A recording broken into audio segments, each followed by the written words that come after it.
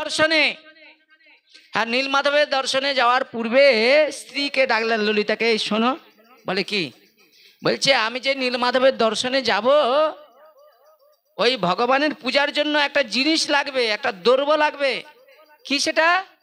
সরিষা। তো আমায় কিছু দিয়াও। তো কি করেছে? সেই সরষা নিয়েছে।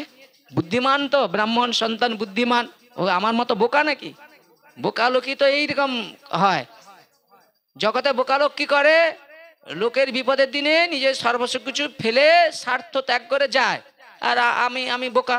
আর যারা চাল্লাক তারা একটা দাবি করে আসে, অর্থ নেয়, আর যা নেয় তারপরে ওখান থেকে চলে যায়। ওরা খেলো, পড়লো, বাঁচলো, দেখে না? তাদেরই সম্মান এখন এই জগতে সবচেয়ে বেশি প্রতিষ্ঠিত হয়। হবে একদিন বুঝবে মানুষ, এখন বুঝতে পারবে না। মহাপ্রভু তার আদর্শ প্রিয়জনকে যখন মহাপ্রভু তাদের পাঠায়, জগৎ জীবে তারা উপলব্ধি করতে পারে না, পারবে যখন তখন শেষ পেয়েছেন। তো সেই জায়গায় দাঁড়িয়ে রাজা বিশ্ব, মানে ওই যে শবরদের রাজা বিশ্ববসু শবর, ওই কি করলেন? রাজপুরোহিত বিদ্যাপতির চোখে কি করলেন? ওই কাপড় বেঁধে ওরে নিয়ে যাচ্ছে। আর এ কি করছে? ওই সরষা রেখেছে, কিছু কিছু সরষার দানা রাস্তায় ফেলতে ফেলতে চলে যাচ্ছে। কোথায় কোথায় যাচ্ছে গো? সেই নীলমাধবের দর্শনে যাচ্ছে। হ্যাঁ, নীলাদ্রি পর্বতে নীলমাধবের দর্শনে যাচ্ছে। স্যার চলে যাচ্ছেন, জগন্নাথের প্রসাদ পেয়ে যাবেন তো নাকি? আর এই সুযোগ ছেড়োনি? হায় হায়, এই সুযোগ ছাড়লে হ্যাঁ রয়ে যাও। কেন আমরা এরকম জোর করে হাতে পায়ে ধরেও একটু দেই কেন? মেডিসিন তো এর থেকে বড় মেডিসিন নেই। ভবরোগের মেডিসিন ডাক্তারের কাছে ফ্রি লাগবে, ডাক্তার হাত দিয়ে রাখে। আর আমাদের কোনো ফ্রি নাই, আসলেই জগন্নাথ কৃপা করে দেয়। নিতাই গৌর হরিবল। তো ভালো কথা, সেই চোখ বন্ধ অবস্থায় নিয়ে যাচ্ছে নীলাদ্রি পর্বতে নীলমাধবের দর্শনে। তা বিশ্বা বসু সবার কি করলেন? সেই নীলমাধবের কাছে পৌঁছে গিয়েছে। এখন জামাইয়ের চোখের পট্টিটা খুলে দিয়েছে। অপূর্ব সেই নীলমাধবের দর্শন করে বিদ্যাপতি কি করলেন? নীলমাধবকে প্রণাম আদি নিবেদন করলেন। বাহ, কি অপূর্ব নীলমাধবের! সত্য যুগে ভগবানের দর্শন দেখুন। তখন তো ধ্যানে পাওয়া যেত, কিন্তু না, ভগবানের দর্শন সব যুগেই রয়েছে, ভগবানের নাম সব যুগে রয়েছে। যে যেভাবেই ভগবানকে ডাকে, ভগবান তাকে সেভাবে কৃপা করুণা করে। নিতাই গৌর প্রেমানন্দ। আসলে আমরা যারা জানেন তো একটু ভক্তির রাজ্যে রয়েছি, আমরা মনে করি ভগবান আমাদের, কিন্তু আমি মনে করি ভগবান আমাদের নয়, ভগবান আপনাদের। কেন? আপনাদের মধ্যে সরলতা আছে, আপনারা বৈষ্ণবকে দেখলে সম্মান করেন, শ্রদ্ধা করেন। হ্যাঁ, খেতে পারেন মাছ মাংস, কিন্তু আপনারা বৈষ্ণব দেখলে হিংসা করেন না। কিন্তু আমরা যে ভক্তিপথে আছি, আমি নিরামিষ খাই, আরেকজন ভক্তকে দেখলে আমার ভিতরে নেই হিংসা হয়, ও অনেক বড় হয়ে যাচ্ছে, আমি বুঝি কবে বড় হব, ওর নামে নিন্দা করে। পেয়েছেন? আর আমি স্পষ্ট কথা বলি মা, এই জন্যই আমার না সমাজে আমার মূল্য নাই, সমাজে মূল্য থাকবে না। কারণ আমি কোনো রকম কোনো খারাপ বলি না, যা বলি শাস্ত্র সিদ্ধান্ত মেনে কথা বলি, এই জন্য আমি খারাপ হয়ে যাই। কিন্তু স্পষ্ট কথা, আজ না হলেও 5-10 বছর পরে কি 50 বছর পরে তার গুরুত্ব থাকবে। তো ভালো কথা, এখন সেই নীলমাধবের কাছে এখন পৌঁছে গিয়েছে। আর সেখানে গিয়ে অপূর্ব সেই নীলমাধবের দর্শন লাভ করলেন। আচ্ছা, আরেকটা কথা আপনাদের বলতে আমার ছেড়ে গিয়েছি। আচ্ছা, আপনারা জানেন যে কোনো ব্রাহ্মণ সন্তান তিনি ওই নিম্ন শ্রেণীর ওই কন্যাকে বিবাহ করতে পারে কি না? ও কথাই না বলছি, পারে কি? বৈদিক শাস্ত্র সিদ্ধান্ত আমরা যদি দেখি, সেখান থেকে আমরা কি পাই? যদি কোনো উচ্চকুলের উচ্চ বর্ণের কোনো সন্তান জন্মগ্রহণ করে, ধরুন ব্রাহ্মণ, তো সে নিম্নকুলের কন্যাকে কি বিবাহ করতে পারে? শাস্ত্র সিদ্ধান্ত বলছে হ্যাঁ পারে।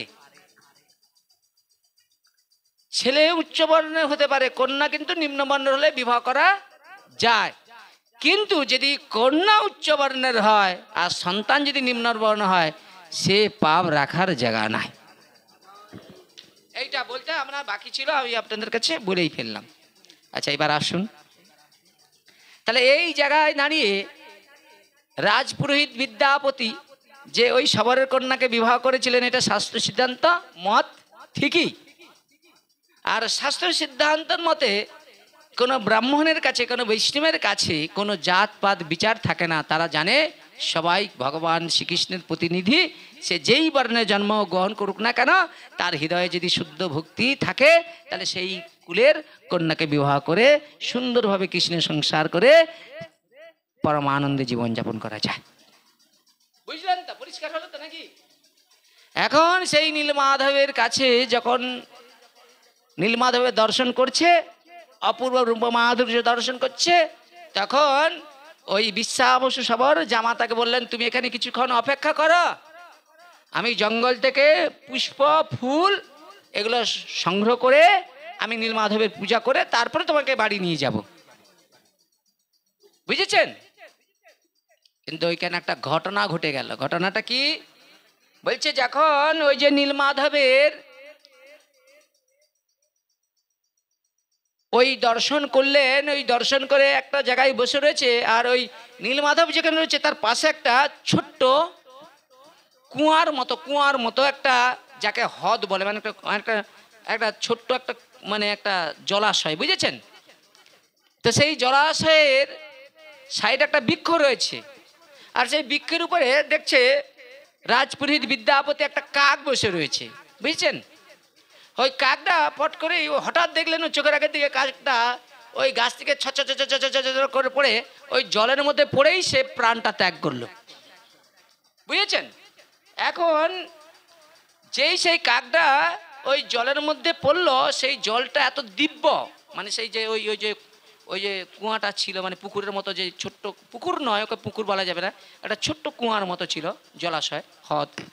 তো ওই জলটাই যেই ওই কাকটা পড়েছে আর যে মৃত্যু বরণ করেছে, দেখলেন বিষ্ণুদূতেরা, শঙ্খ চক্র গদা পদ্মধারী বিষ্ণুদূতেরা সেখানে এসে সেই খান থেকে কাকের সে পরমাত্মাকে উদ্ধার করে গোলক বৃন্দাবনে নিয়ে যাচ্ছে। সে একটা চিন্ময় দেহ লাভ করলো।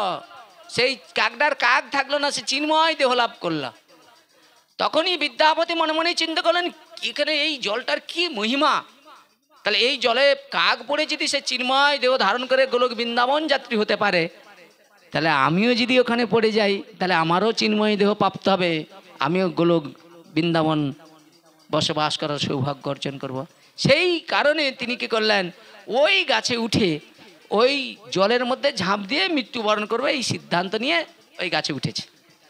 আর ঠিক সেই সময় নীলমাধব স্বয়ং ওই ব্রাহ্মণ রাজপুরোহিত বিদ্যাপতির দিকে তাকে বলছে, হে ব্রাহ্মণ, হে পুরোহিত, তুমি এত স্বার্থবাদী! রাজা ব্যাকুল হয়ে উৎকণ্ঠায় খাচ্ছে না, ঘুমাচ্ছে না, যতক্ষণ না আমাকে সেই মন্দিরে নিয়ে যে প্রতিষ্ঠা করতে পারছে ততক্ষণ শান্তি না। তুমি আমায় দর্শন করে সেই দর্শন খবরটা তো তোমাকে রাজা ইন্দ্রদ্যুম্নকে দিতেই হবে, আর তা না করে তুমি স্বার্থবাদীর মতো এই জলে পড়ে তুমি গোলক বৃন্দাবন যাত্রী হতে চাচ্ছ। তখনই সঙ্গে সঙ্গে কি করলেন, ওই গাছ থেকে নেমে এসে ওখানে অপেক্ষা করলেন। বিশ্বাবসু সবর কি করলেন, সেই জঙ্গল থেকে ফুল পুষ্প চয়ন নিয়ে এলো। আমরাও নিয়ে আসি রোজ রোজ, কিন্তু ফুল পুষ্প দিয়ে ভগবানকে নিবেদন করলে সেই ভগবান তখনই গ্রহণ করে যদি ভক্তি না থাকে। বাজার থেকে আপনি আমও দিতে পারেন, নকুলদানাও দিতে পারেন, বাতাসাও দিতে পারেন, ভালো রাজ ভোগ ভগবানকে দিতে পারেন, কিন্তু আপনার যদি একটা তুলসী না থাকে ভগবানটা গ্রহণ করবে না। যেমন তুলসী ছাড়া যেমন ভগবান কোনো কিছু গ্রহণ করে না, তাদের আপনি ভগবানকে যাই দেন না কেন, ভক্তি না থাকলে ভগবান ওটাও ফিরে তাকাবে না। নিতাই গৌর হরি বল। বুঝেছেন? রাজা বিশ্বাবসু সবর কি করলেন, সেই ভগবান নীলমাধবের সেবা করলেন ভক্তি সহকারে। আর যখন ভগবানের যারা সেবা করে তারা ভগবানের সঙ্গে এক হয়ে যায় কুমা, তখন তারা জড় জগতের কোনো চিন্তা থাকে না। এইভাবে সেবা দিয়ে কি করলেন না, তার জামাতার চোখে আবার বেঁধে তিনি বাড়ি নিয়ে এলো। বুঝেছেন? তো বাড়ি ফিরে রাজপুরোহিত বিদ্যাপতি ললিতাকে বললেন, আমি তো অনেকদিন এসেছি, আমার একটু আমার পরিবার পরিজনরা তারা অনেক চিন্তায় রয়েছে, তাদের সঙ্গে একটু দেখা করতে হবে, আমি কয়েকদিনের জন্য বাড়ি যেতে চাই। কিন্তু ললিতা সেটাই রাজি হলো না, কেন পতিদেবতা তো, ওরে ছেড়ে থাকতে পারে না, কিন্তু ওকে তো যেতেই হবে। বিশ্বাবসবর তাকে কি করলেন, যাওয়ার জন্য উপদেশ করলেন। আর যখন সেই রাজা বিশ্বাবসু সবর যখন উপদেশ করলেন, তখন বিদ্যাপতি কি করলেন, সেই রাজার উদ্দেশ্যে এই নীলমাধবের যে দর্শন হয়েছে এই কথাটা বলার জন্য ব্যাকুল হয়ে তিনি চলে গেলেন রাজ দরবারে, রাজা ইন্দ্রদ্যুম্নের কাছে। নিতাই গৌর প্রেমানন্দে। রাজা কি করলেন, রাজ পুরোহিত বিদ্যাপতিকে দেখে প্রসন্ন হলেন, কি আনন্দ তার হৃদয়ে। আর তখন বললেন, হে রাজন, সেই নীলাদ্রি পর্বতের এক গুহার মধ্যে আমি স্বয়ং নীলমাধবকে দর্শন করেছি। রাজার ব্যাকুল চিত্ত সেই নীলমাধবের দর্শন করবার জন্য। আর রাজা কি করলেন, মন্ত্রীকে নিয়ে আর ওই রাজপুরোহিত বিদ্যাপতিকে নিয়ে সেই সবরপল্লী চলে গেলেন। সবরপল্লীতে গিয়ে সেখান থেকে ওই সরষা যে ফেলিয়েছিল সেগুলো গাছ হয়েছে, সেগুলো অনুসন্ধান করতে করতে একবারে সেই নীলাদ্রি পর্বতে গুহায় নীলমাধবের কাছে পৌঁছে গিয়েছে। কিন্তু এখানে একটা ঘটনা রয়েছে, মা সরে যাও মা। ঘটনাটা কি, একটু শাঁখ বাজিয়ে দাও। জয় জগন্নাথ বলরাম সুভদ্রা দেবী কি, নমাচার্য হরিদাস ঠাকুর কি, ভগবান মঙ্গল হরিনাম সংकीर्तन की जय श्री कृष्ण चैतन्य महाप्रभु के निताय गौर प्रेमानंदे हरि हरि बोल। আসুন।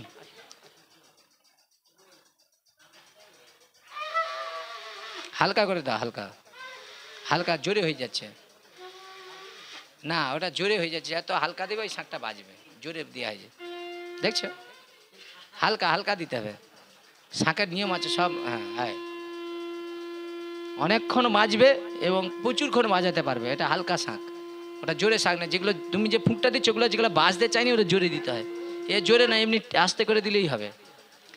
তো আসুন, আমরা আর বেশি সময় নেব না। এখানে জগন্নাথ বলরাম সুভদ্রা দেবী রয়েছে, আমাদের বৈষ্ণব ঠাকুর সেবার জন্য ব্যবস্থা করেছে, আর একটু সেবা দিবে, এখানটা একটু ঘেরে দিবেন, ঠিক আছে, হ্যাঁ একটু কাপড় দিয়ে ঘেরে দিবেন, বুঝেছেন। তা আসুন, আপনারা যারা এসেছেন আপনারা আর একটু অপেক্ষা করুন, জগন্নাথের ভোগ নিবেদন প্রসাদ পেয়ে আপনারা সবাই যাবেন। হ্যাঁ, আগে ভোগটা নিবেদন হোক, তারপর আপনারা, আমিও আর বেশি সময় বলবো না। হ্যাঁ, অনেক সময় লেট করে ফেলেছি, আপনাদের জন্য অপরাধ করেছি। হ্যাঁ, আর বেশি সময় নেব না, এবার বিশ্রাম করব, ঠিক আছে। তা আসুন, আর কিছু করতে হবে না। তো সেই জায়গায় দাঁড়িয়ে আমরা এখানে একটু, তারই মধ্যে তো আমাদের লীলাটা সংক্ষেপ করতে হবে, তো কথা বলো না মা। রাজা কি করলেন, সবাই বেরিয়ে পড়লেন আর সে নীলমাধবের কাছে পৌঁছে গিয়েছে, কিন্তু গুহা রয়েছে, কিন্তু নীলমাধব ওখান থেকে অন্তর্ধান নিয়েছে। কেন না, বলছে আর আমি ওই বিশ্বাবসুর হাতে সেবা গ্রহণ করব না। তাহলে কার হাতে সেবা গ্রহণ করবে, রাজা ইন্দ্রদ্যুম্নের হাতে, বুঝেছেন। কিন্তু হলে এখন তো সেখানে ভগবান অন্তর্ধান হয়েছে, এই কারণে রাজা কি করলেন, ক্রোধান্বিত হয়ে পুরা সবরপল্লীটাকে ঘেরে, ওই সবরদের যে রাজা তার নাম হলো কি, বিশ্বাবসু সবরকে তিনি কি করলেন, কারাগারে নিয়ে এসে কারারুদ্ধ করলেন, উনাকেও করলেন, আর রাজপুরোহিত বিদ্যাপতিকে কি করলেন, কারাগারে বন্দি করলেন, বুঝেছেন। হ্যাঁ, মারে নাই, মারে নাই, বন্দি করলেন, বুঝেছেন। কিন্তু একটা ঘটনা রয়েছে, রাজা তো খুব, ওকে নিয়ে নাও, রাজা তো খুব কষ্টে চিন্তার মধ্যে রয়েছে, যে যাও একটা তো সন্ধান পেলাম, কিন্তু আমি তো নীলমাধবের দর্শন পেলাম না। রাজা মনে মনে সংকল্প করলেন, আমি অনশনে আমি দেহত্যাগ করবো। একে বলছে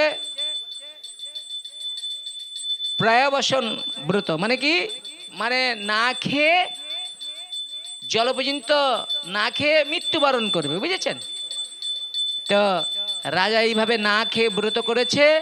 স্বয়ং জগন্নাথ কি করলেন, স্বপ্নে এলেন, শোনো হে রাজন, চিন্তা করো না, এটা আমার লীলা। তা তুমি চিন্তা করো না, আমি এই যে সমুদ্র রয়েছে না, ওই জগন্নাথের পুরীধামে গেলে একটা সমুদ্র রয়েছে, আমি ওই সমুদ্রে একটা দারু মানে দারু বৃক্ষ, বৃক্ষ মানে কাষ্ঠ, দারু বৃক্ষ মানে হচ্ছে এই আমাদের বৃক্ষ না, এগুলো চিন্ময় বৃক্ষ, যে বৃক্ষের দ্বারাই স্বয়ং ভগবানের বিগ্রহ তৈরি হয়, একে বলা হয় দারু বিগ্রহ, বুঝেছেন? তো আমি ওই নদী পথে সেই বিগ্রহে মানে বৃক্ষ কাষ্ঠ ভেসে আসবো, তুমি ওইটা নিয়ে তুমি কি করবে, ওই জগন্নাথ বলরাম সুভদ্রার ওই মূর্তি তুমি প্রকাশিত করবে।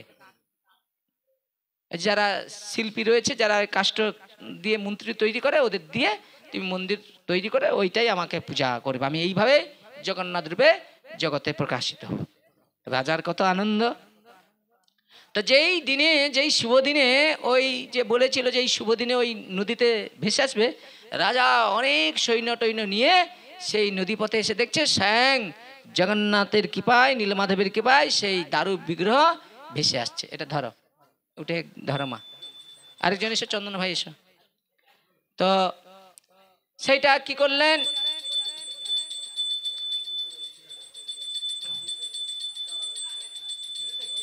তো ভালো কথা, কথা বলো না মা।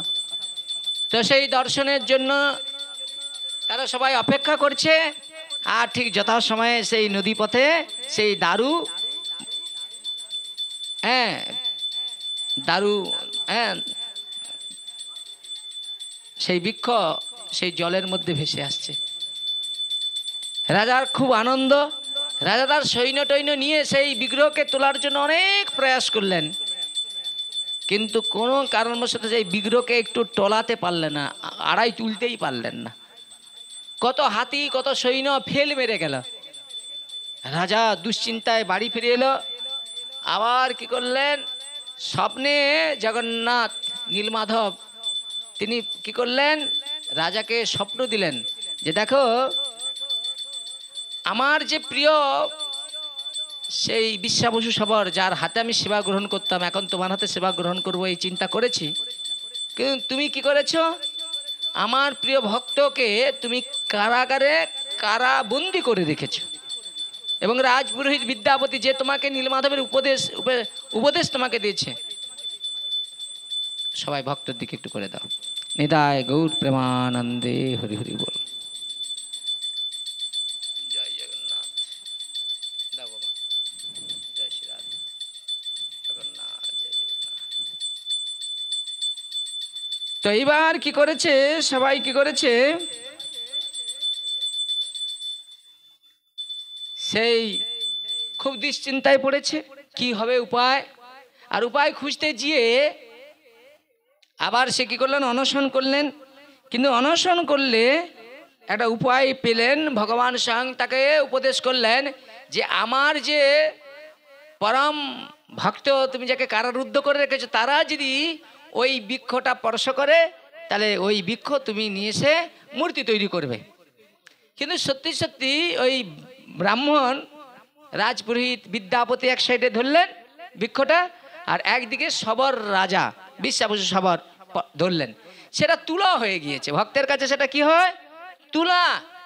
আর যারা ভগবানকে মানে না তাদের কাছে ভগবান কি হয়, কঠিন হয়ে যায়, যেটা আপনার পক্ষে কখনো সম্ভব নয়। তাহলে ভগবানের ভক্তের কাছে ভগবান খুব আপন হয়ে যায়, বুঝেছেন, কাছের মানুষ হয়ে যায়। হ্যাঁ, তাকে কষ্ট দেয় না ভগবান। আপনারা, আমি একটার পর একটা লীলা চরিত্র করবো, যেমন ওই যে ভগবান ক্ষীরচর গোপীনাথ, ভগবান ভক্তের জন্য ক্ষীরও চুরি করেছেন, ভগবান ভক্তের জন্য সাক্ষী দিয়েছেন, ভগবান ভক্তের জন্য গিরিগোবর্ধন পর্বত তুলেছেন, আপনারা সবাই জানেন এগুলো। তো এগুলো একটার পর একটা ধারায় আমি যাব, 7 দিন মানে অনেক কথা আলোচনার বিষয় রয়েছে, বুঝেছেন। তো সেই জায়গায় দাঁড়িয়ে ওই কাষ্ঠ নিয়ে এসে রাজা কি করলেন, সবার কাছে শিল্পীদের কাছে খবর দিয়ে দিলেন এই কাষ্ঠের দ্বারাই ওই জগন্নাথ বলরাম সুভদ্রার মূর্তি প্রকাশিত করতে হবে। আর তার জন্য একটা মোটা অঙ্কের অর্থ রাজা সেই শিল্পীকে দান করবে, বুঝেছেন। তো সেই অনুসারে বহুজন এসেছেন, এখন বহুজন এসে কি করলেন, সেই কাষ্ঠতে এসে ওই বাটুলি রয়েছে না, বাটুলি আর হাতুড়ি দিয়ে ওইগুলো কাষ্ঠকে কেটে, যারা শিল্পীরা মূর্তি তৈরি করে না, ওরাও সেইভাবে এসে ওই কাষ্ঠটাই এসে বাটুলি দিয়ে লোহায় দিয়ে আঘাত করেছে, সেগুলো সব ভেঙে গুড়িয়ে যাচ্ছে। ওই যেই আসে মূর্তি বানাতে, সেই মূর্তি বানাতে এসে সব কি হয়, মূর্তির ওই কাষ্ঠকে আঘাত করলেই তাদের সেই যন্ত্রগুলো নষ্ট হয়ে যায়, আর তারা ওখান থেকে মানে পরাস্ত হয়ে চলে যায়। রাজা আরো দুশ্চিন্তায় পড়লেন, কি হবে উপায়। সেই চিন্তা করে রাজা কি করলেন, মনে মনে চিন্তা করলেন উপায় কি করা যায়। ভগবান মনে মনে চিন্তা করলেন যে এই ভক্তকে তো কৃপা করুণা করতে হবে। ভগবান কি করলেন, স্বয়ং ভগবান তিনি কি করলেন না, একটা বৃদ্ধ ওই যারা মূর্তি বানায়, বুঝেছেন, তাদের কি কি বলা হয়, শিল্পী বলা হয় না, সেই রূপ ধারণ করে রানারাই হচ্ছে ভগবানের ওইসব তৈরি করে, বুঝেছেন, যারা রানা হয়, বুঝেছেন। তো সেই ভগবানের রূপ ধারণ মানে ভগবান সেই রানা রূপ ধারণ করে তিনি কি করলেন, রাজার কাছে সে বলছে, হে রাজন, আপনার এই যে মূর্তির বানানোর জন্য অনেকে এসেছিল, তো তারা সবাই পরাস্ত হয়ে চলে গিয়েছে, আর আমি এসেছি এই মূর্তিটা বানানোর জন্য, কিন্তু আমার শর্ত রয়েছে। রাজা বললেন, কি শর্ত আপনার রয়েছে। বলে, শর্ত এটাই যে আমি যখন ওই কাষ্ঠকে নিয়ে ওই ঘরের মধ্যে প্রবেশ করব, ওই ঘরের মধ্যে কাউকে প্রবেশ করা যাবে না, বুঝেছেন। রাজা সেই কথা অনুসারে কি করলেন, রাজি হয়ে গেলেন। আর রাজি হয়ে সেই কাষ্ঠখণ্ড কি করলেন, ঘরের মধ্যে ঢুকিয়ে দরজা ওই কি করলেন, ওই যে মানে রানা বাবু ওই ওই ভিতরে থেকে কি করলেন, দরজা বন্ধ করে দিলেন। আর রাজা প্রত্যেকদিন দরজার কাছে সে শুনতেন যে ওই শিল্পী ওখানে কাষ্ঠকে কিভাবে কাজ করছে, সেই যে আওয়াজ তাদের কর্ণে প্রকাশিত হচ্ছে কিনা। দেখলেন যে ঠক ঠাক যেমন কাজ হলে যেমন আওয়াজ হয়, সেরকম হচ্ছে। তা আওয়াজ হতে হতে কিছুদিন পরে আর আওয়াজ শোনা যাচ্ছে না। রাজা দুশ্চিন্তায় পড়েছে, কি হবে উপায়। তখন স্বামী স্ত্রীর মধ্যে আলোচনা হচ্ছে যে আচ্ছা একটা কথা বলবো। বলে, কি। বলে, দেখো,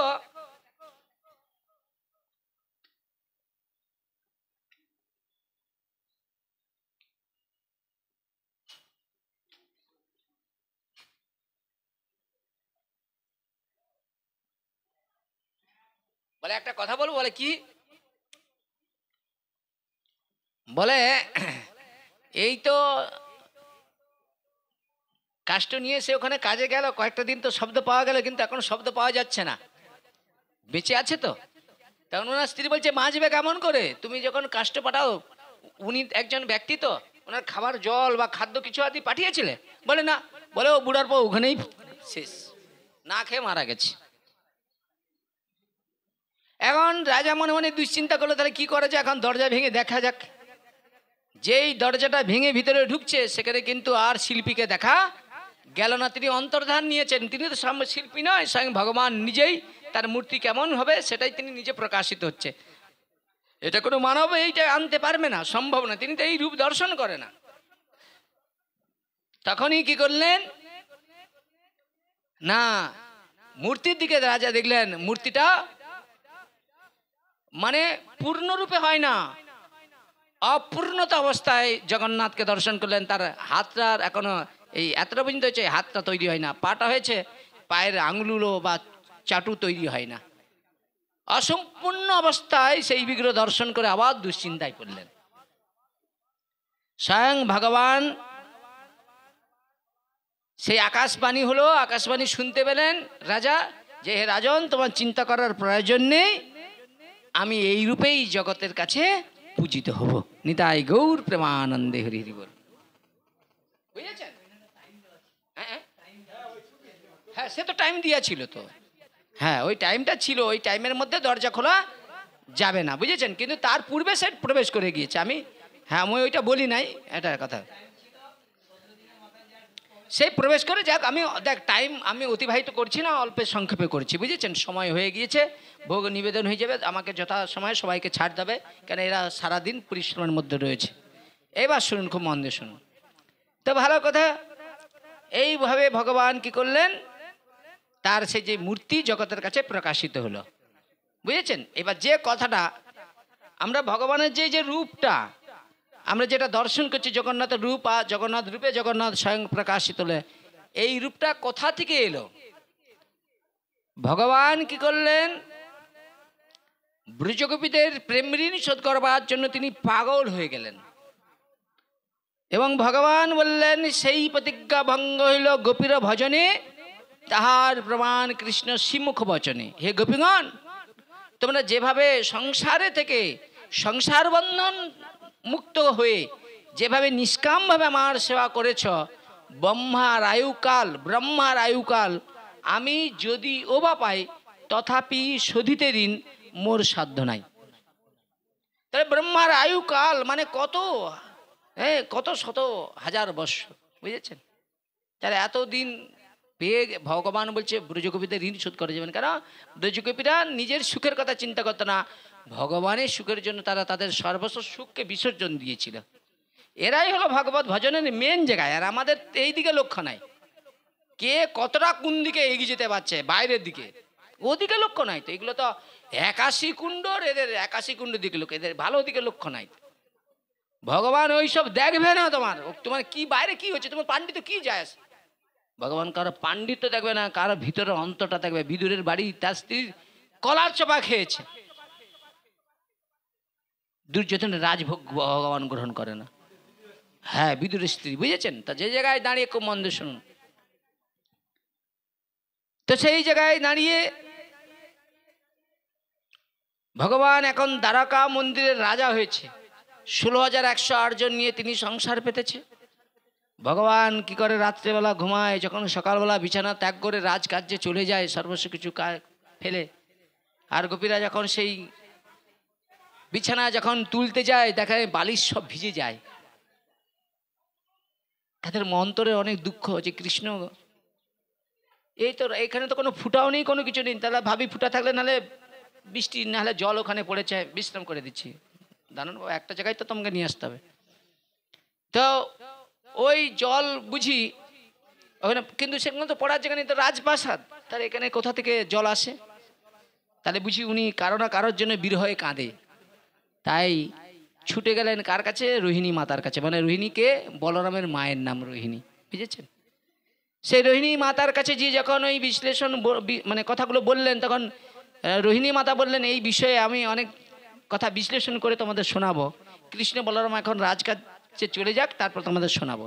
যখন কৃষ্ণ বলরাম রাজকার্যে চলে গিয়েছে, সুভদ্রা রাখলেন, সুভদ্রাকে দাড়ি রাখলেন। কি রাখলেন? দাড়ি, মানে যাতে কৃষ্ণ বলরাম যাতে না এখানে প্রবেশ করে, আর কথা যাতে না তারা শুনতে পায়। আর সেই কথা অনুসারে কি করলেন রাজা, কি করলেন, রাজকার্যে বেরিয়ে পড়লেন কৃষ্ণ বলরাম আর মা রোহিণীকে। সবাই সেই গোপীরা কি করলেন, ধরলেন, মানে ভগবানের, মানে গোপী বলছি, ভগবানের মানে রমণী, মানে ভগবানের স্ত্রীরা ভগবানকে ধরলেন, মানে রোহিণী মাতাকে ধরলেন, যে আমরা ওই কান্নার হেতু জানতে চাই, কারণ কি, কেন কাঁদে, কার জন্য কাঁদে কৃষ্ণের জন্য, আমরা এত সেবা দিচ্ছি তবু চোখের জল। তার মা রোহিণী কি করলেন, সেই কৃষ্ণের সেই গোপী প্রেমের মহিমার কথা বর্ণনা করতে শুরু করলেন, যে গোপীরা ভগবানকে ভালোবেসে তারা বিষয় বৈভব সব কিছু ত্যাগ করেছিল, এমনকি যেটা দেবতারা আদি তাদের ভজনের কাছে পারে না। তারা গোয়ালা হয়ে নিজেদেরকে সবচেয়ে নিম্নতরের ভক্ত মনে করে ভগবানকে তারা সদা সর্বদাই আপন করে তারা ভগবানের সঙ্গে কত নাই কত লীলা করেছে। আর সেই লীলা দর্শন করার জন্য দেবতা আদি সেখানে প্রবেশ করার জন্য চেষ্টা করতেন, কিন্তু একদিন মহাদেব সেই লীলা দর্শন করার জন্য গিয়েছিল, মা পার্বতী দাঁড়িয়ে হয়েছিলেন, সেই লীলা দর্শন করতে পারে না, বলছে এই দেহ দিয়ে এই লীলা দর্শন করা যাবে না, তোমাকে গোপী ভজন করে, হ্যাঁ সেই গোপী দেহ ধারণ করে মা, মা মহামায়ার উপাসনা করে গোপী দেহ ধারণ করে তুমি তবে এই লীলা দর্শন করতে পারে। শিব যে লীলা দর্শন করতে পারে না, চিন্তা করে দেখুন। গোপীরা কি করলেন, সেই ভগবানের কথা শ্রবণ করার জন্য সেই বিশ্রাম করে দিচ্ছে। এখানে শেষ 10টার মধ্যেই বিশ্রাম করে দিচ্ছে। একটা জায়গায় তো আসছি, এখানে করতেই হবে আমাকে।